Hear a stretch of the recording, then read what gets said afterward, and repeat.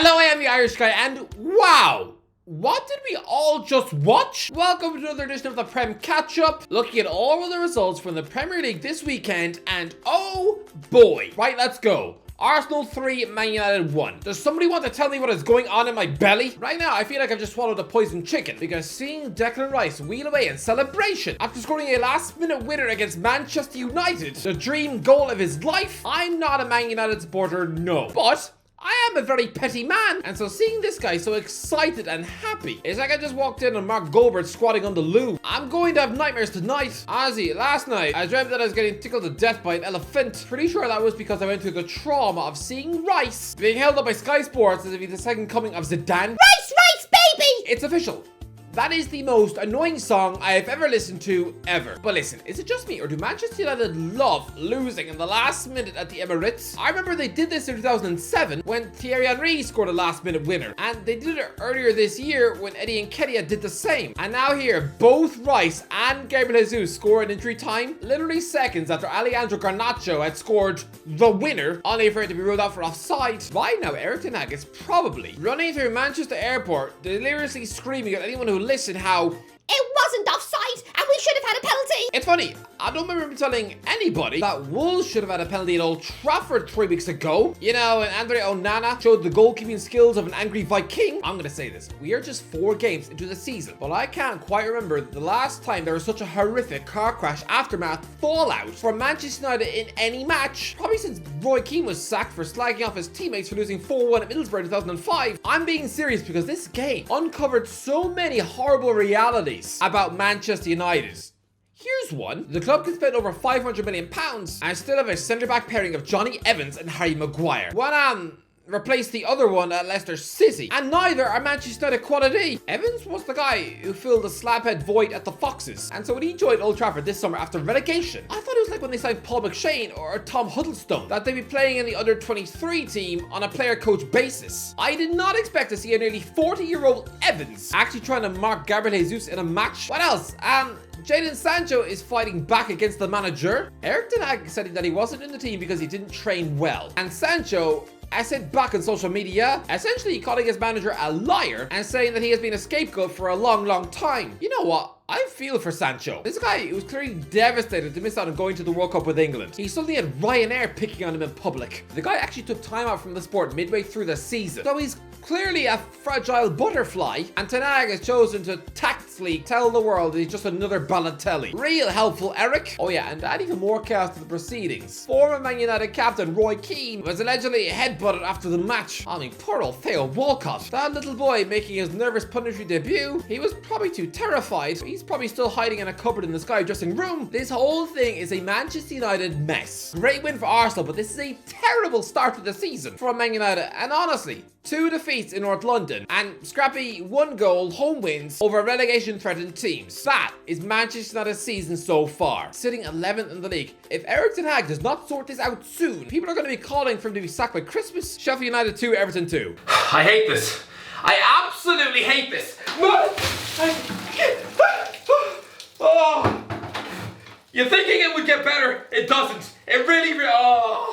Everton, stop. Just please get a win. I don't want to have to do this every single week. Please just get out of the relegation zone, please. Listen, this was a match that the Everton outfield players lost. I'm sorry, but they did, because this was a performance worthy of leaving that ground with 0 points. For their outfield players anyway, because the only reason they didn't is because Jordan Pickford pulled off an incredible, insane, world-class double save in the final minute to preserve a point. And he also scored the first own goal of his career after Cameron Archer's shot hit the post and bounced off his head. But I'm sorry, those wonder saves in the final minute, that is why he's England's #1. When people think of Pickford, I genuinely think the first thing that comes to mind is that awful mistake when he let Divock Origi score the winner in the Merseyside derby. People use that to prove that Pickford is a clumsy, brainless oaf. Well, guess what?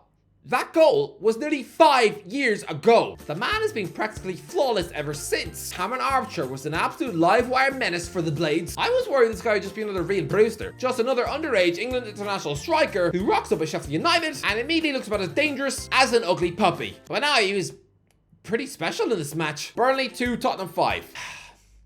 2 years ago, I said that Patrick Vieira would be the next Man City manager. Yeah, last season, what a Crystal Palace. He failed to win for about 3 months, was bidden off for a 104-year-old bloke who probably thinks the moon is just a potato in the sky, and he's now the coach of Strasbourg. You reckon anybody at Man City pays attention to anything that happens at Strasbourg? It's probably a bit like a handsome bartender in Hollyoaks, expecting to be cast as the next James Bond. You'd have more chance of pissing alien juice out your nose. But I stuck my neck out and said the company would be that man, that he would have an absolute incredible season with Burnley, playing perfect, beautiful football. Back in April, I actually said that Tottenham should have gone out and appointed him in the summer. I proudly said that on the kickoff. Yeah, True Geordie looked at me as if I just showed him a photograph of me licking a cow, but so far, Vincent looks so incredibly naive. I hope he doesn't show this sort of naivety in other aspects of his life, because if he does, he'll probably agree to let his children play with scissors in the bath. He would probably trust his dog not to eat an entire chocolate cake that's sitting on the kitchen floor. He'll probably ask his 94-year-old grandmother if she wants to go ice skating on a frozen lake. He probably thinks it's okay and acceptable to bring his daughter to the zoo so they can sneak in a cage and feed a banana to the lion. Yeah, have fun explaining to social services why your daughter's missing a leg, because Burnley so far this season, they're playing as if they don't realize that they are Burnley. They're playing a high line, trying to mark world-class attackers on a one-on-one basis, when they themselves are putting center halves that are about as solid as toast that's been dipped in the toilet. This was dreadful. Burnley actually went 1-0 up after Lyle Foster scored after 4 minutes. Yes, the perfect start. But then the absolute horrific defending. Son Heung-min scored a breakaway hat-trick, where for some reason, the Burnley defenders chose to just ignore him in the box. Oh, don't worry. It doesn't matter that the South Korean megastar has scored over 200 times in his career. Oh no, we'll just let him have the freedom of the box to either chip the goalie or roll the ball into the corner of the net. Burnley sorted out, because this reminds me of when Scott Parker realized a month through the season that he'd got his Fulham philosophy all wrong.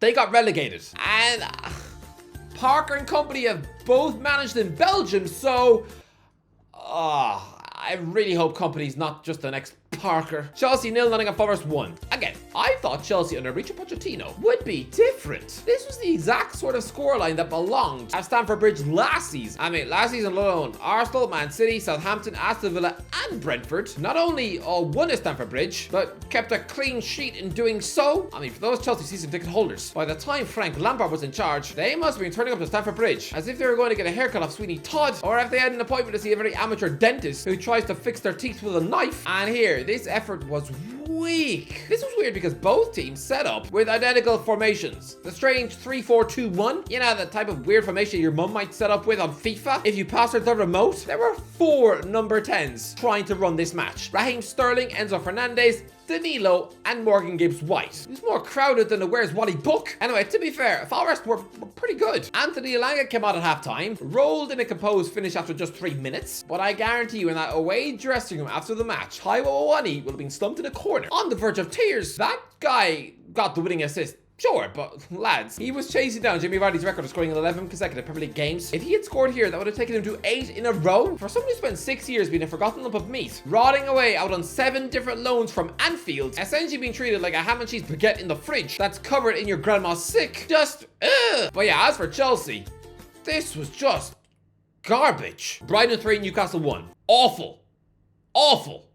This was spectacularly grim from Newcastle. This was a week where Newcastle were handed an absolute dream Champions League group, and yet go to Brighton and get absolutely laughed off the park. Lads, there was a train strike this weekend, so Newcastle fans had to make their own way to Brighton by what? A bus?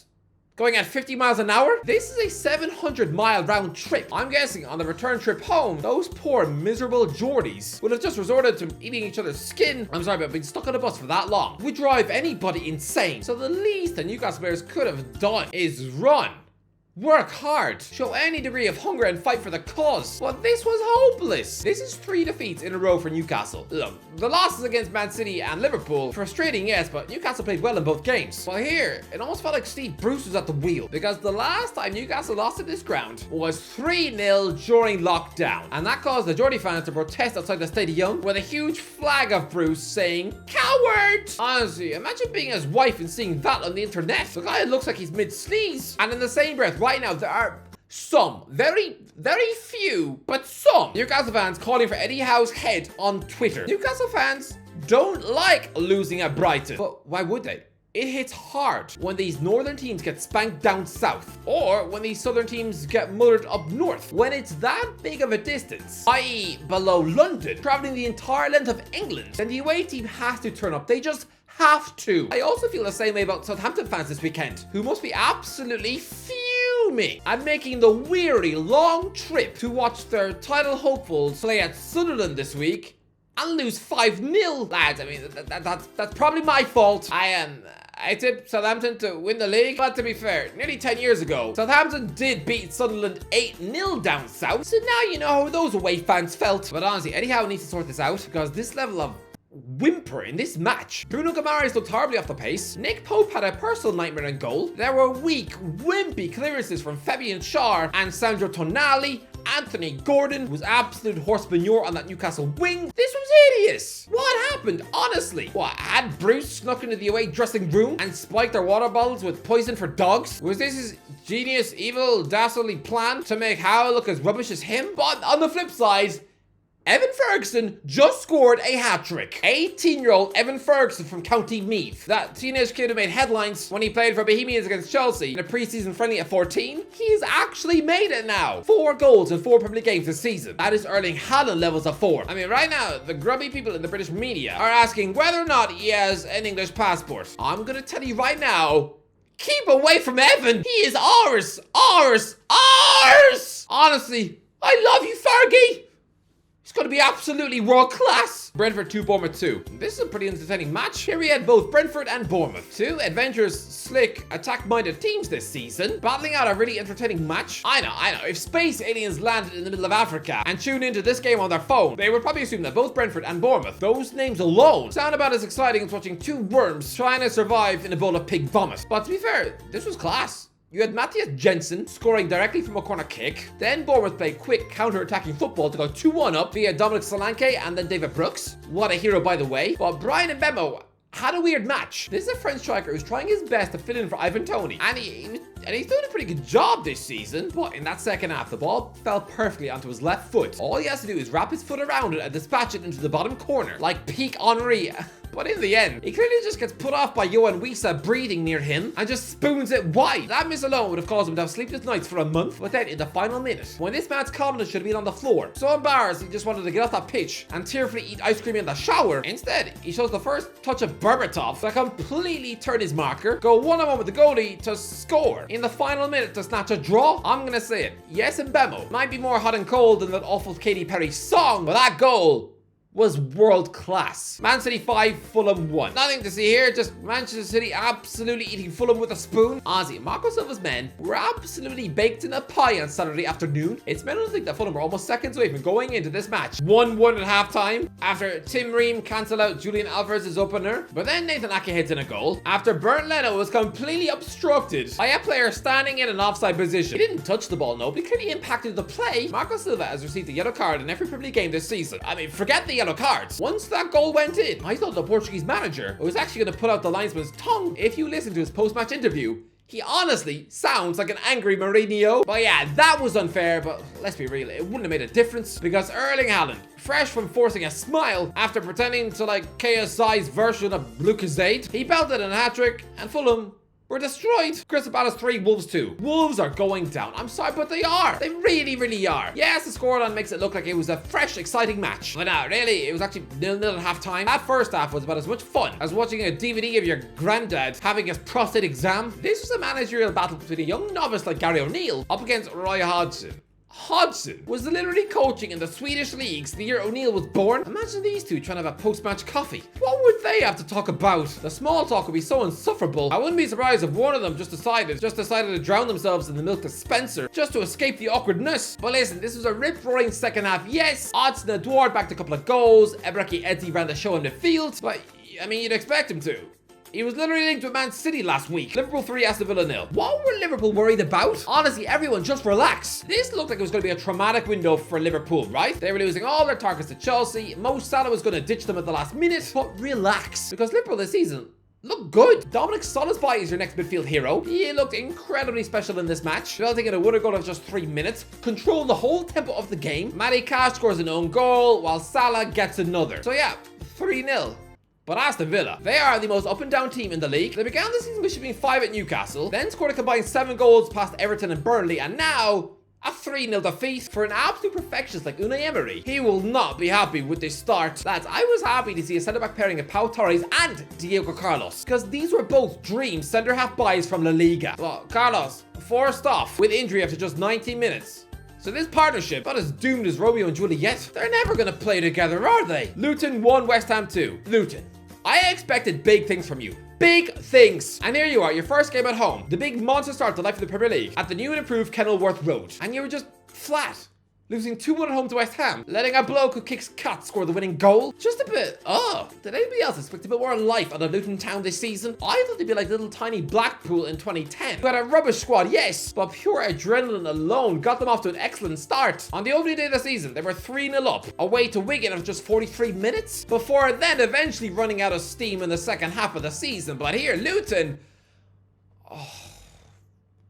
just flat. Anyway, that's it. Let me know in the comments what do you think of the Premier League game week this weekend. Let me know in the comments. If you enjoyed the video, don't forget to give a like, share, subscribe. As always, I'll talk to you in a while.